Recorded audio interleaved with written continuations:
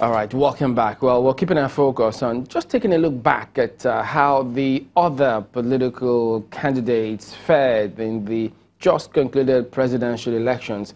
We've got Mr. George Eke, a political analyst. Thank you for coming on this morning. Thank you so much. Well, looking through some of this, the person who came a distant third, Felix Nicholas of the People's Coalition Party, PCP, almost sounding like PDP, but he had 110,196 votes. So compared to several others who because there are those who have said to us, look, who is this PCP candidate? We didn't even know him, much like the others who we knew, but he happened to fare much more than those others. So in looking at how the other candidates performed, the younger candidates, if you will, what do you think went awry for them? You see, the way I like to look at it is that, the participation of those, they should excuse me if I refer to them as fringe parties. In any case, that is what they are for now. It has two implications. One, it has a negative connotation, and it also has a positive connotation. The negative one is that they gave INEC a logistic nightmare, in the sense that INEC, by law, registers parties, but you see, it behoves on INEC to begin to put standards and requirements that will make a political party make the ballot paper. Otherwise, they will end up giving, one day they will give us a booklet, as the ballot. Is that within the purview? Is that within the law? Is that something INEC could do INEC legally? Can, by their own regulation, say you must do this, you must be able to win this, or whatever, for you to make the ballot paper. Yeah, but otherwise, you will have all those political parties. Does the law permit them to do that? Oh, sure, they can. Those are the difference will be that those are electoral processes. If I understand you, they will bring out as a matter of regulation. The difference will not be that you can still be a political party, yes, but not on the ballot. You're not on the ballot because you may need to meet certain requirements as given by the electoral management body, before you can make it. It's not like the mere fact of registration qualifies you, to the case. So those are ways that they can prune, this number of political parties. But back to what I was saying, that is why they clogged the whole ballot papers, so that the ballot paper was almost like a wrapper. You have to keep looking for the particular logo that you are going to vote for and all of that. And Nigeria is not that literate. I mean, the voting population is not that literate as to begin to identify, these logos as they were. That is why there were so many invalid votes. 1.something million. Indeed, what the gentleman who spoke in Abuja, Tanko Yunus, I guess, didn't know is that quite a number of those votes that were given to these parties that I refer to as Fringe are invalid votes that lost their way to their boxes. How do you mean? They also campaigned. Of course, I'm trying to tell you that some of those parties are not known by anybody. They are not known by, not even INEC chairman can memorize or at least give you more than 20 names of political parties that are on the ballot paper without looking at the paper.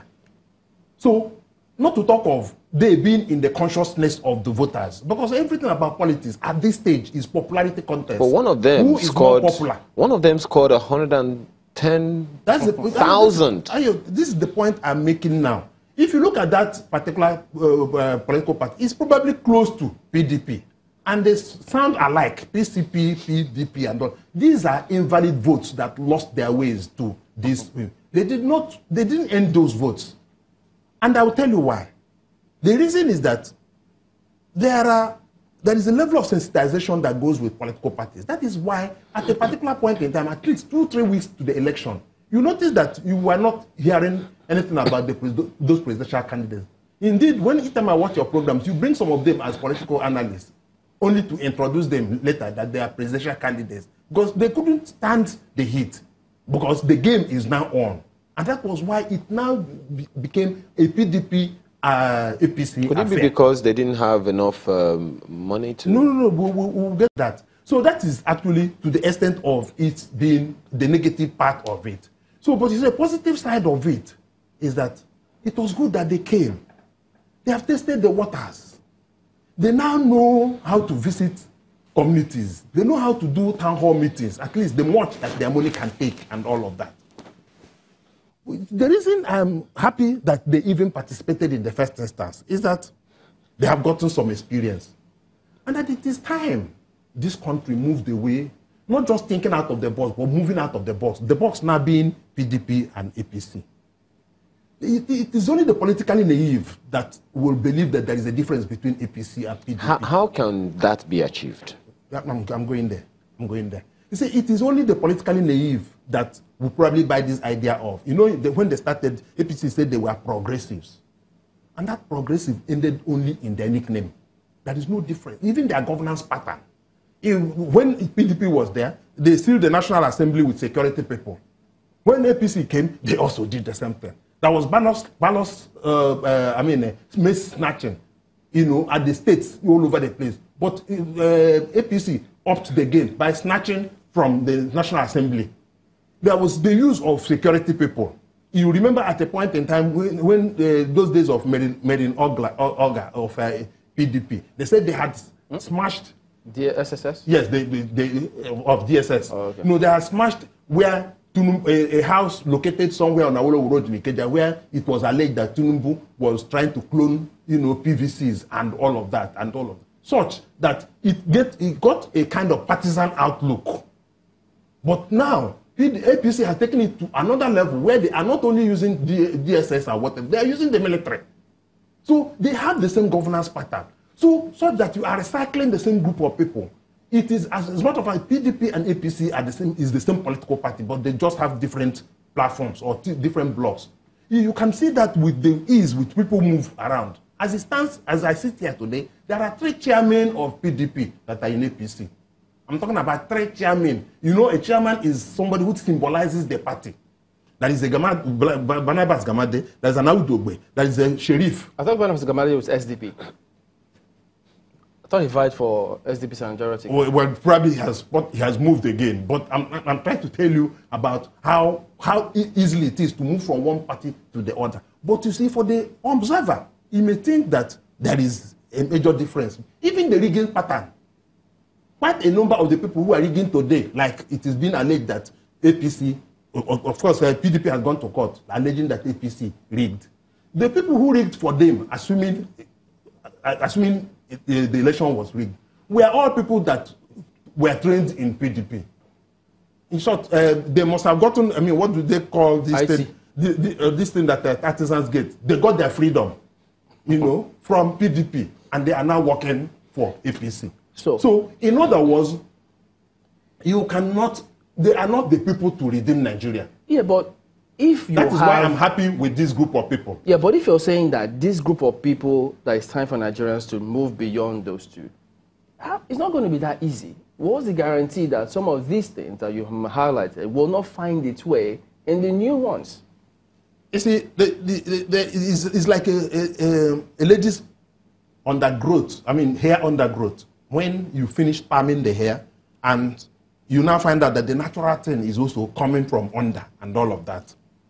These people appear to be the undergrowth, political undergrowth of Nigeria, because they have not been. You keep talking about experienced politicians and what is this experience? Experience is what I've just told you now. How to carry ballot papers, how to deploy people in short, in politics it is called orography. How to circumvent the rules and regulations given by the electoral body and all of that. There are people who are skilled in that. They call them orographers. So, but pardon me to jump in here. Yes. If the president signs the electoral bill, yes, and then we can vote electronically, yes, what will be the function of these orographers now? Good. That is even the reason these other people we are talking about should now move in. You know why I now said we must encourage them? Is this. Not minding the fact that they have this optimism, the incurable optimism that you see in a politician. That was why they couldn't even agree, even when they said, out of all of them, can you people get one person? And they disagreed. If they can leave that, step that down. Were you shocked? Of course, now the whole idea is that if they were able to say, look, Chamberlain, go for us. We all have good ideas. Because you see, as a matter of fact, they had very good ideas. I was in an event in a Muson Center where one of them, Kingsley Moalo, by the time he finished speaking, automatic standing ovation. I find myself standing, because this is the kind of president Nigeria would require. That's the man who will be behind that green marble in United Nations and will be proud that this is our president. He was far ahead of any other contestant. But I knew, when we sat down, the person who was sitting beside me asked me, I said that this man is going to win this election. I told him that he's not going to win the election. The reason is that he does not have the structure. The same thing that happened, at the close of last year, you called me in here and we were talking about their chances and all of that. Yeah. But I didn't know that, Madam Obieze was going to come immediately after I left the studio. So, and I said that one of the reasons that they are not going to win election is that they don't have any structure. Because you see, PDP and APC have perfected that. There is a fisherman somewhere in Bayelsa who is the world chairman. He may not have any direct relationship with the presidential candidate, but he is campaigning for him as if his life depended on it. There is a tailor somewhere in Zamfara who is, coordinator, campaign coordinator. He deploys his motorcycle. That is the structure you're talking about. Yes. That's what we're talking about. How do these new politicians achieve that without money? They can now start doing what is called sensitization. Sensitization is a situation where you begin to believe in something without anybody giving you money. Let us look at contemporary reality. Have you seen the voting pattern that took place, that was thrown up by the presidential election? How South, Southeast, and a significant part of the Southwest, voted for a party. Nobody gave them money. It is interest. It is what they think. Nobody went to distribute money. So our election is going that way. Going a situation where you go and vote your conscience. But you know that vote buying was a major issue in this election. Oh, yes, it is. It is. But you see, that vote buying can peter into insignificance by way of sensitizing people into saying, look, this is your country. We're taking charge of it. And the time to start is now. That is why we don't want them to filter away now. Because the best thing, the most likely thing now is that before you know what is happening, all these political parties will get discouraged and walk away. Some of them said when they should start planning for 2023 now.